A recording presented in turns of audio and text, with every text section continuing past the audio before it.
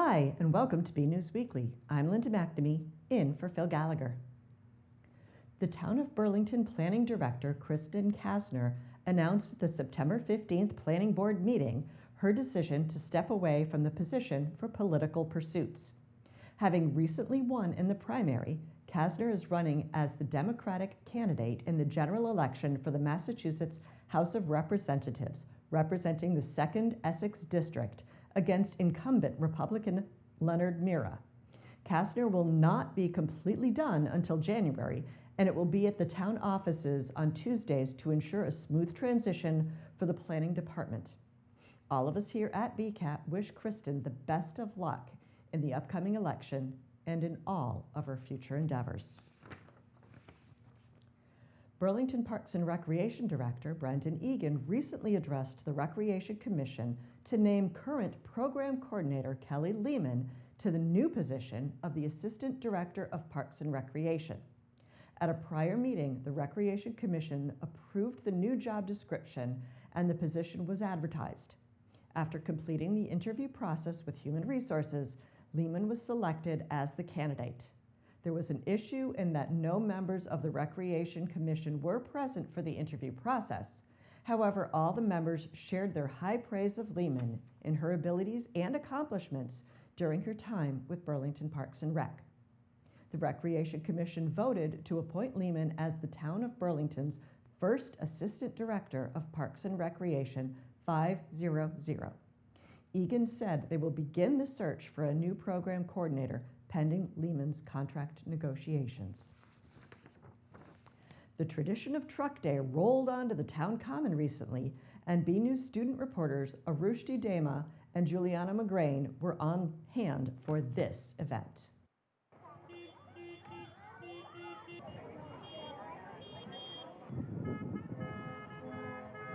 A chorus of truck and vehicle horns echoed from the town common on Sunday, September 18th. It was the sound of Truck Day, a town-wide tradition brought to life once again by Parks and Recreation.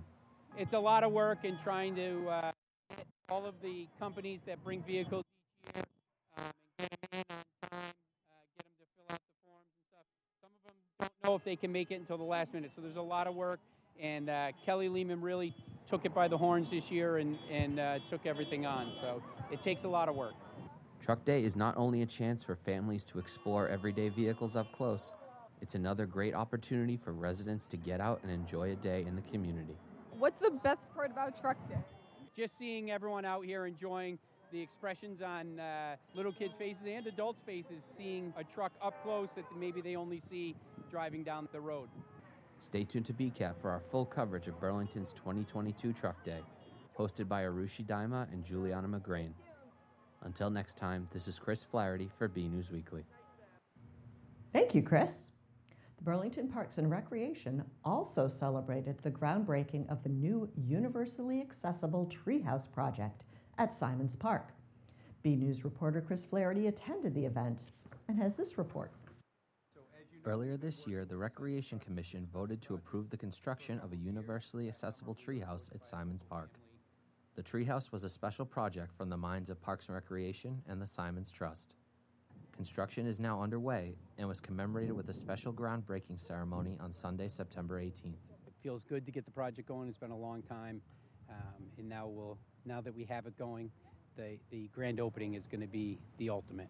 I think it's one of the most exciting moments that we've had, in recreation in Burlington in many, many years. I don't know how many years this project's been in the planning stages, but to see, the staging set up and to see the project underway and to find out that it's going to be hopefully completed in November, it's very exciting. I remember back in 2011, some brainstorming with Josh Simons, one of the trustees for the Simons Park Trust, having the ideas of a treehouse. So then when Kelly got involved, she really started to research it, and it's really thrilling to see this become a reality.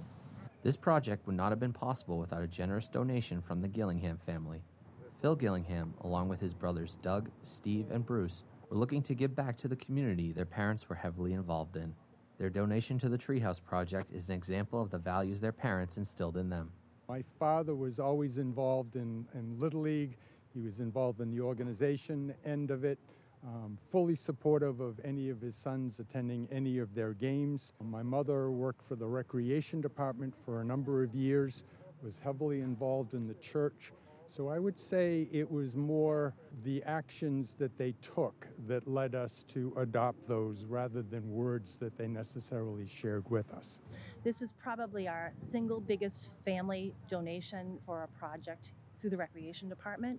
So to see a family that was and has been such a part of the community and such an integral part of the recreation department specifically, choosing to memorialize their family in this manner is just amazing.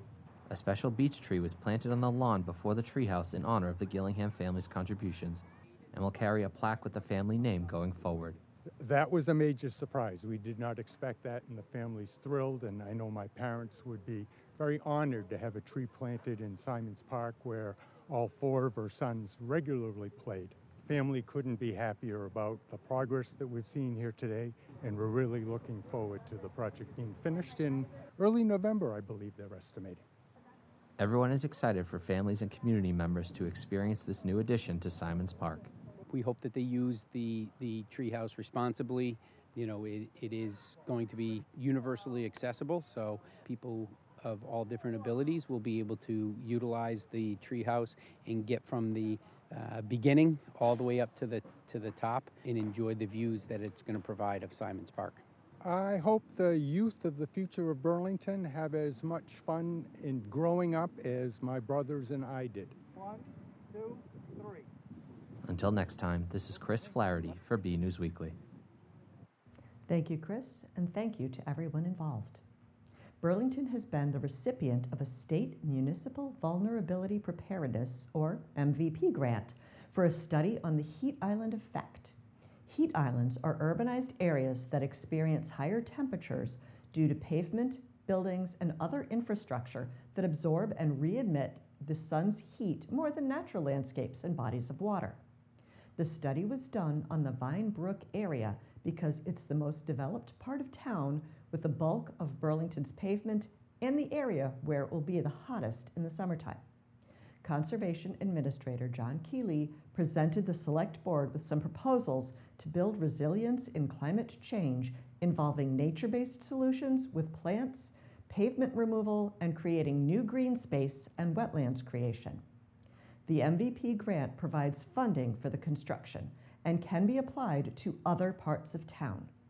The MVP grant also requires matching funds, for which Keeley pointed to the possibility of the Community Preservation Act, or CPA, funding being used in the event residents vote to accept the CPA in November. The next step is for the town to decide on sites to implement the proposed solutions. Getting to school on time and getting ahead are the high school club Girls of Tomorrow, taking the academic disciplines of science, technology, engineering, and mathematics into their own hands and helping to make STEM more accessible to up-and-coming female middle schoolers. Let's have a look. In Burlington, the Girls of Tomorrow are taking over science, technology, engineering, and mathematics.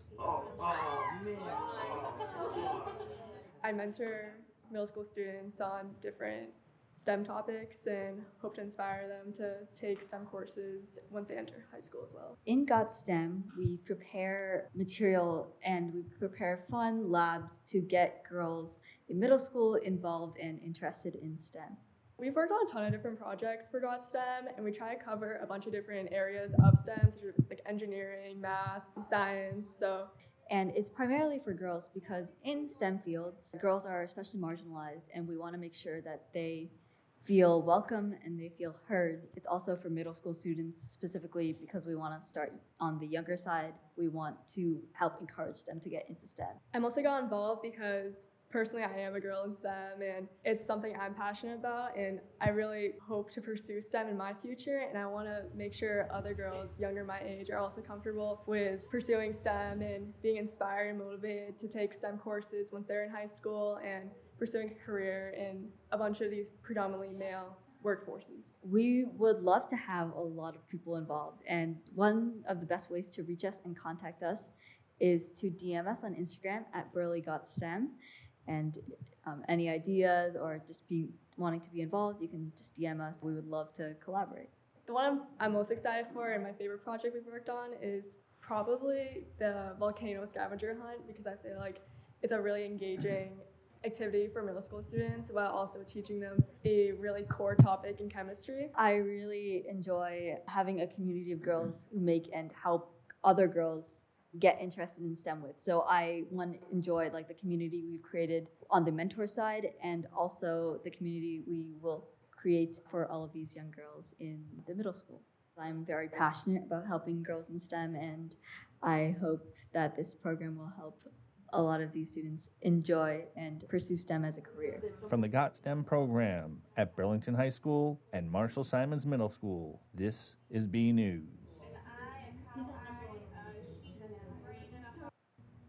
Looks fascinating.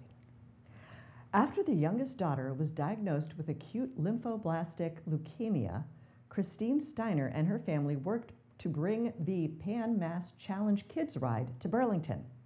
BNews reporter Tad Stefanak went along for the ride.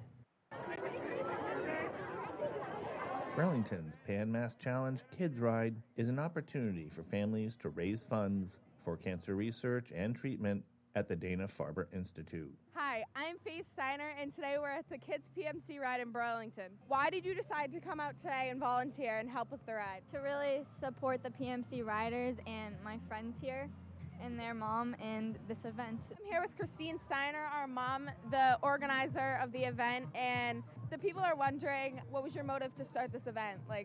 My motive to start this event was first and foremost when my youngest daughter Olivia was diagnosed with cancer at 2 years old. She was diagnosed with acute lymphoblastic leukemia, and it was that year that my husband and I decided that we wanted to get involved with the PMC organization and find a way for not only my husband and I but our children to be able to get involved and give back to a place that saved our daughter.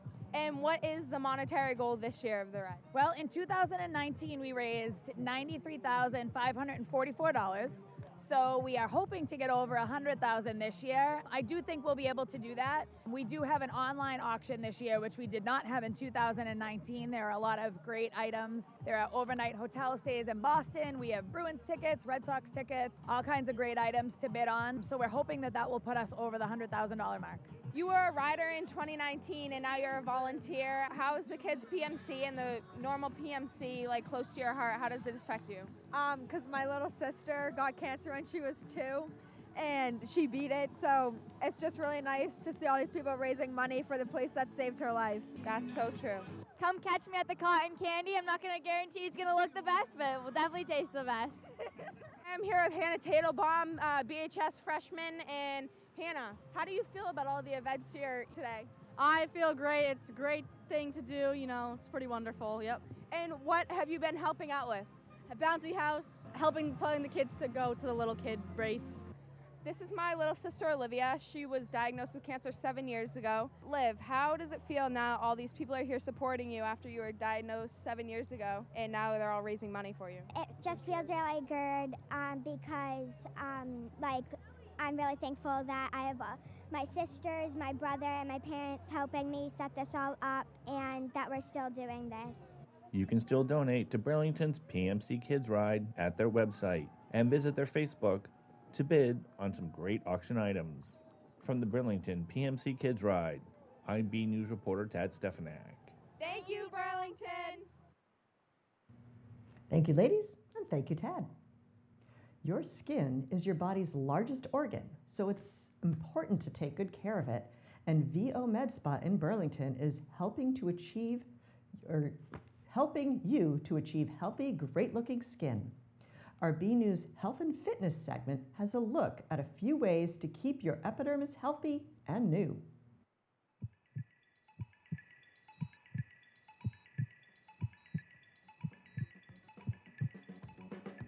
Skincare is important for both health and appearance, so we went to the experts at VO Med Spa.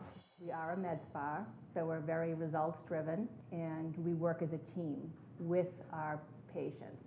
So we have a patient come in, and myself and the PA will sit down and have a consultation with them and discuss what issues are going on with them in their skin, what improvements they'd like to make, and then we create a plan for them. Dermaplaning, hydrofacials, IPL, and then on the PA side we have Botox and fillers and threads, which work on the structure of the face. Our most popular service that we perform here is Botox, and it's a really great service to start off in the injectable realm. It's very minimally invasive, it's well tolerated, there's a minimal side effect profile, and it's one of those things where it's a very easy way to just look refreshed and look younger and feel better about yourself. The weather's changing, so we're going from a warmer temperature to colder times. The heat's going on in the house, so skin tends to get drier. So we do sometimes change our moisturizers and our skincare to reflect the month that we're in. When we treat with Botox in the 11s, it's called the glabella, and it's the muscle that's right in here. There's actually a series of muscles that make it up. So what it does is when we go in with Botox,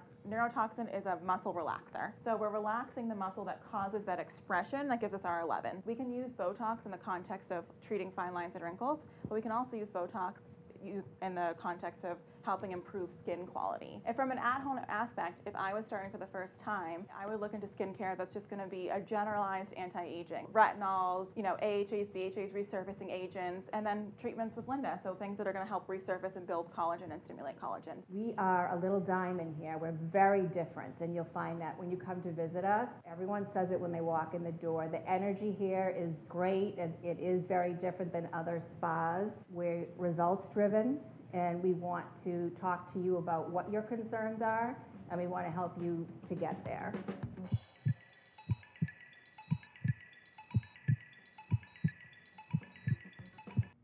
Community members gathered on the town common to participate in the Ataxia Walk and Roll, a fundraiser put together by the National Ataxia Foundation.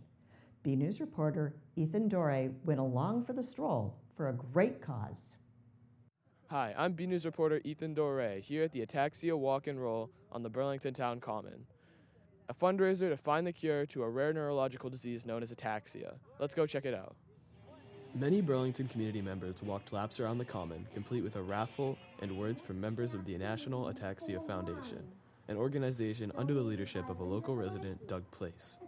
Place started the National Ataxia Foundation during the height of the pandemic, and each year, his goal is to raise more awareness of ataxia. So we always try to promote this because a lot of people don't know about ataxia, and it's our job to make them more aware of what's going on.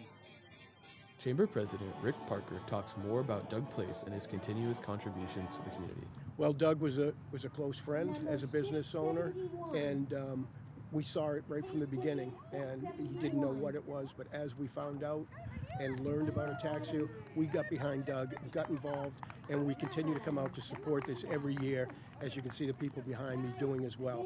Couldn't be happier for the community to support Doug and National Ataxia Foundation. The Ataxia Walk is an event that is held around the United States. Place says the donated money will go towards research on what can be used to cure ataxia.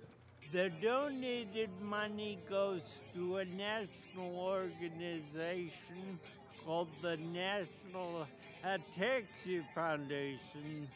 So we have these walks throughout the country, and we donate all the proceeds to the national organization. While it may not be well known right now, you can learn more about this rare condition by visiting ataxia.org. From the Burlington Town Common, this was Ethan Dore with BNews Weekly. Autumn has officially arrived, so let's check in with BNews meteorologist Peter Brown for the look at the coming week. And following your forecast, Gretchen Carey has this week's community calendar. Well, hello everyone, this is Peter Brown with your weather for the next 7 days. Here we are heading into the official start of fall. Fall began on Thursday evening at 9:04 p.m. here in the Burlington area, and we are certainly going to be seeing more fall-like temperatures as we head through this last week of September. I know it's hard to believe that we're almost to October. Summer, unfortunately, for those of us who love the warm weather, is definitely in the rearview mirror now. As we start our period on Friday, We should be seeing temperatures at this time of the year still in the mid-70s, and we're going to be a good almost 15 degrees below that starting on Friday. Temperatures struggling to make it to 60 as we see a really powerful system moving to our east over eastern Canada, which is going to draw in some really strong north and northwesterly winds here in the Burlington area. So a really chilly and very windy day here in the Burlington area. Now, as we get on towards the end of the period, again, this time of the year, getting into the last few days of September, our average high should be around 70, and that's pretty much where we're going to end up. So we're going to be starting the period off kind of cool, and then we're going to be getting back towards average as we get towards the end of next week. And of course, as you notice, the days keep getting shorter and shorter in terms of length, and our actual official equinox here in the Burlington area is going to be on Sunday, when the sunrise is, I believe, at 6:36 in the morning, and then sunset at 6:36 at night. So that's when we'll have exactly 12 hours of daylight and 12 hours of nighttime. Thereafter, the nighttime length gets longer and longer as we head in towards fall. So as we go ahead, let's take a look what the Climate Prediction Center is actually going to be calling for us here in terms of temperatures and precipitation for the next 3 months. I thought as we're getting into the start of fall, let's see what their predictions are calling for us here for the fall season. And again, very similar to like what we saw during the summer. They're expecting us here in eastern New England to have a pretty good chance of seeing above average temperatures, and that's going to be pretty true for most of the southern and eastern United States. And looking at our precipitation chances, looks like it's going to be average. We're still in drought conditions here in the Burlington area, and we are going to have to keep adding to that before we get to the winter season.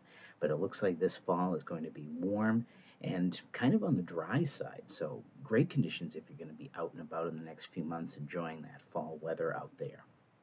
So as we go ahead, let's take a look at what the 7 days of weather coming up here in the Burlington area have in store for us. And again, starting out on Friday, we're going to be seeing those temperatures only around 60, so pretty chilly out there. Again, is going to be a very, very powerful hurricane towards our east heading up into Canada. Now, looking at the models, that could back a little bit closer towards down east Maine. If that does happen, we're going to increase the winds here in eastern New England.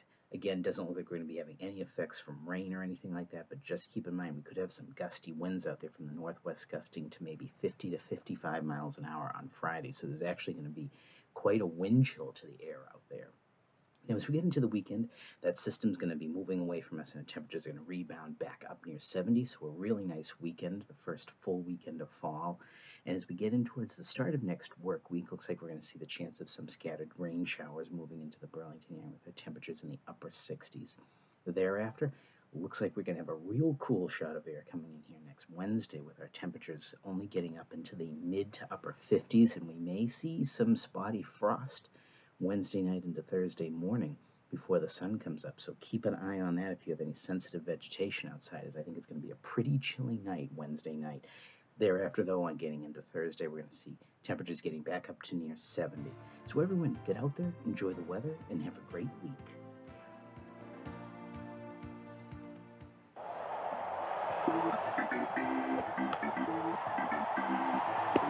September 25th, we're inviting you down to Recreation Center Field for a softball fundraiser to support nonprofit organization, the Mama Bear Effect.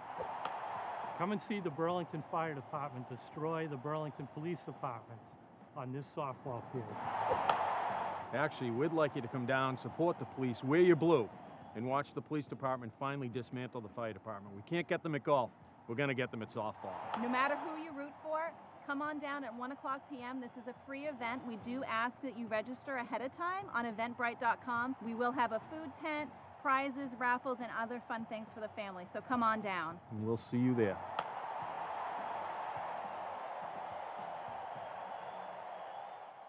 Hey everyone, I'm Gretchen Carey, and this is your community calendar.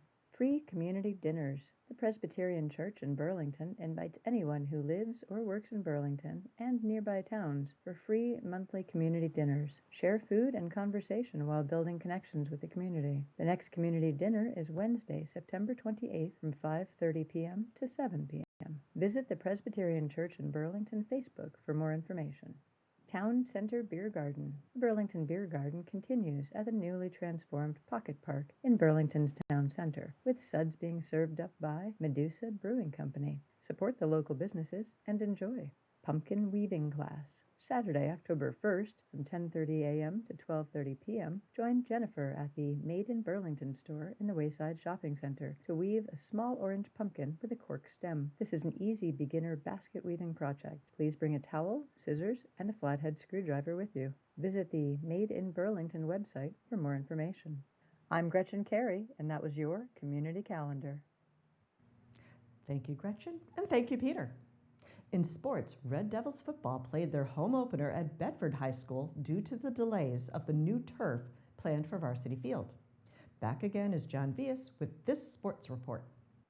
With the new turf still on its way to Varsity Field, the Burlington Red Devils had their first home football game at Bedford High School, facing the Woburn Tanners. Woburn won the coin toss, and with kickoff underway, the ball was caught by Red Devil wide receiver John Mello, who made it to the 39-yard line. First and 10 Devils. With 9 minutes on the clock in the first quarter, Woburn running back Brian Ferreira, number 15, scored the first touchdown of the game from 68 yards, complete with 2-point conversion. In the second quarter, Ferreira scores another touchdown for the Tanners, complete with extra field goal point. After a few incomplete passes and 2.5 minutes remaining on the clock in the first half, Red Devil team captain Mike D'Amato, number 7, bites back at the Tanners with Burlington's first home touchdown of the season. 57 seconds left on the clock, and Woburn quarterback Brett Tuzzolo scores another touchdown, but the Devils won't give up. The third quarter is underway. Ferreira won't back down, giving the Tanners 2 more touchdowns. The Devils kept on fighting until the end with a final score, Burlington 7, Woburn 36. From Bedford High School, this is John Vias for BNEWS Sports. Thank you, John. Another week, another photo to highlight. This photo was sent to us by local photographer Joe Brown and shows a drone's eye view of Varsity Field at BHS, currently in renovation. A brand new turf is on its way, and the Red Devils will be back on their home field soon. Thanks for the photo, Joe. We'd like to see your photos. They could be of the outdoor activities, family and pets, the weather outside your front door, or anything else you'd like to share. Email your photos to bcat@bcattv.org with the subject line, Photo of the Week. Well, that's it for this week's edition of BNEWS Weekly. I'm Linda McNamee. Enjoy the autumn, and I'll see you around town. Good night.